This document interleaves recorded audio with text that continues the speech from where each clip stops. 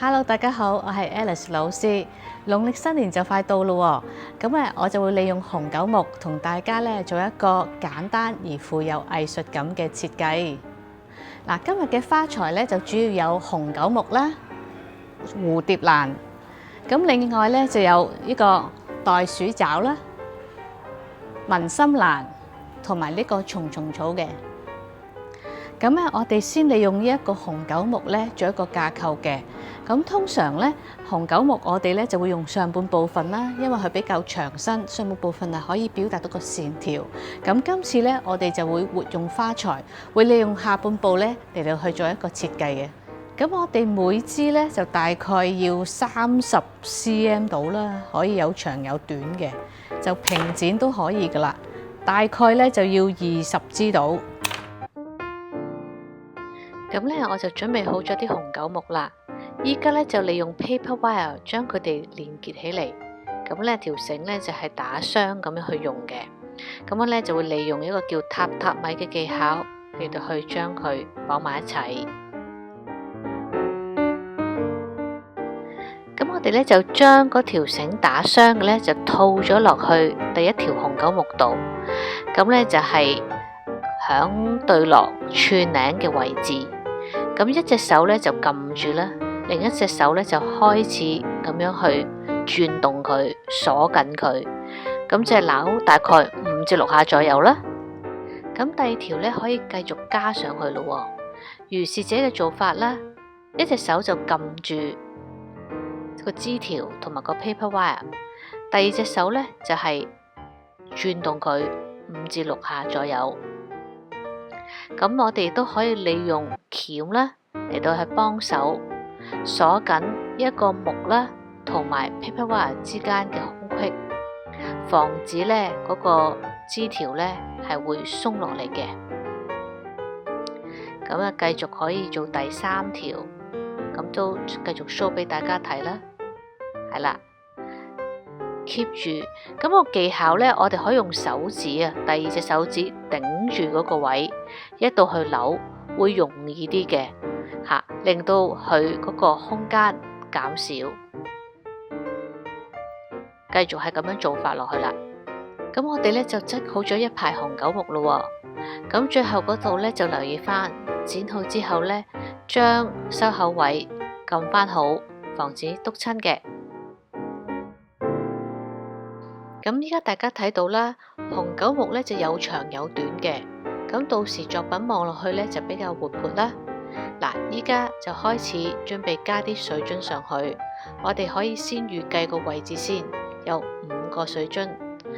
咁首先就將 paper wire 用相同嘅方法啦，上下咁樣綁住個水樽嘅。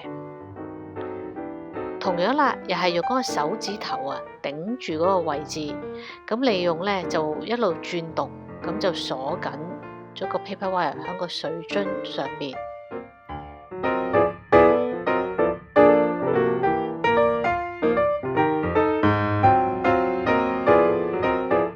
咁綁好晒水樽之後我哋嚟到最重要嘅步驟啦，就利用兩條嘅橡筋。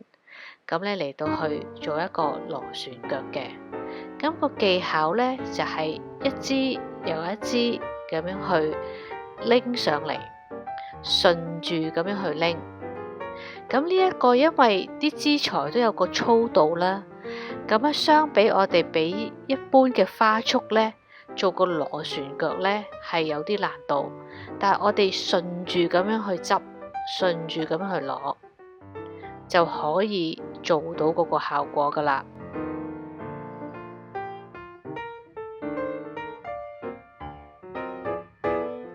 如是者就攞到最後一支疊上去，疊到最後。咁我哋利用2條橡筋箍啦，打孖咁樣去用，套上去個捆綁點嗰度，要扭最少1個圈。咁樣揾嗰個枝條有 overlap 嘅枝條，咁先至實嘅。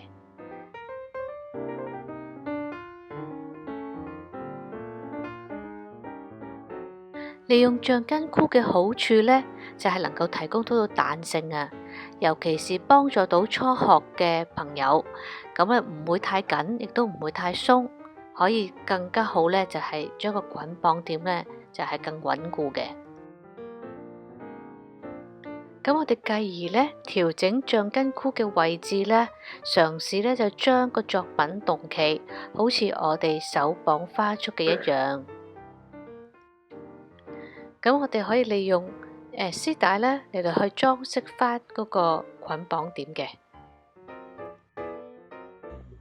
咁我哋可以利用底座咧嚟到係幫我哋做插座或者係做 display 之用嘅。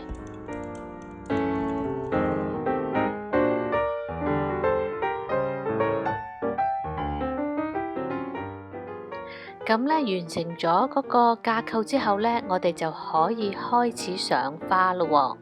首先咧，我就揀咗呢個袋鼠爪先。咁袋鼠爪呢個顏色咧係啡紅色啦，咁就同我哋個紅九木嘅顏色係十分相似嘅。咁有一種咧連貫性啦，同埋延展性嘅作用嘅。咁而呢個顏色咧，對於新年嚟講咧，有一個喜慶嘅感覺。咁咧插座嘅方法咧，可以有啲高有啲低啦。咁而一個作用方面咧，就係好似我哋平時插花嘅一樣。咁我哋先插一啲葉底啦，塑形先。咁然之後咧，再插主花咧，係會覺得更加容易嘅。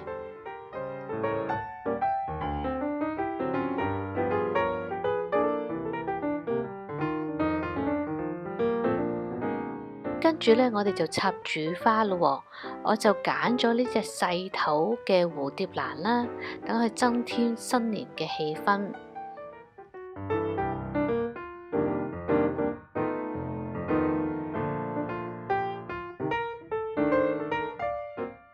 咁今次我利用水樽嚟到代替花泥咧，就有兩個好處嘅。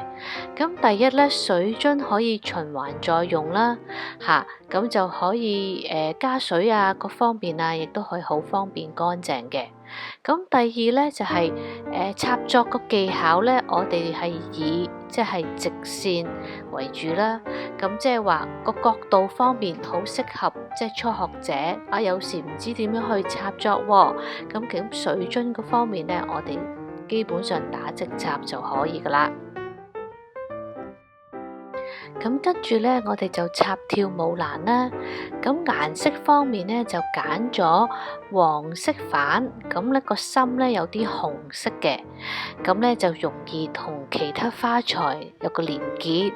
而新年嗰度個主題方面咧，就會有啲紅色咧，黃色或者紫色咧，都會好喜慶嘅感覺，令人覺得好開心，同埋亦都迎接春天嘅來臨。咁而插座嘅技巧嗰度呢，我哋可以響後面又加啲花，前面嘅時間呢，又可以加啲，等佢呢增加佢嘅深度啦，同埋有啲長短啦，等佢能夠望上去呢更加活潑嘅喎。我揀選呢批花材呢，響花店花墟嗰度都可以買到。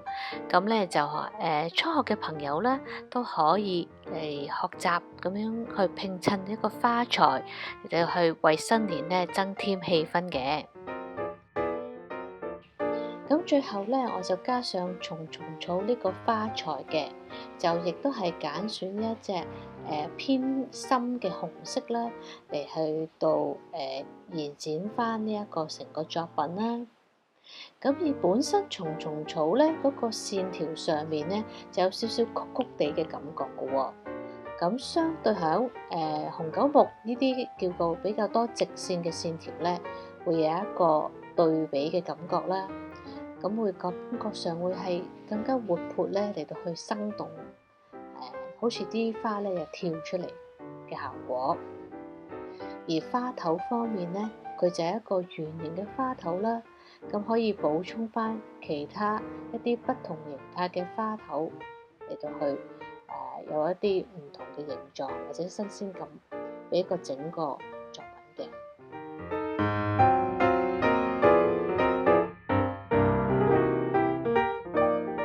總括咧，今日我哋利用咗榻榻米嘅編織方法啦，加上手綁螺旋腳嘅技巧，而運用咗水樽一個比較流行嘅花器嚟到去幫助咧做一個倒三角形嘅設計，而顏色咧就用一啲鮮豔嘅花材嚟到去營造咗一個富有現代感而充滿新年氣氛嘅作品。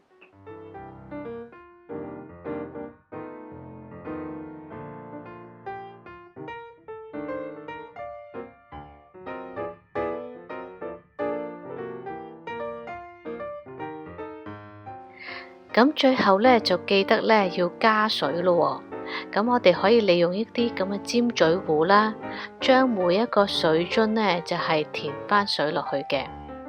咁如果係有插花經驗嘅朋友咧，就建議響插花之前就先俾水。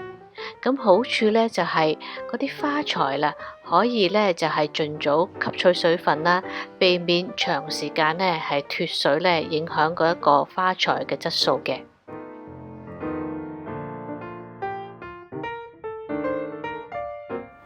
咁呢個咧就係我農曆新年嘅設計，希望大家鍾意，祝大家咧馬到功成，花開富貴。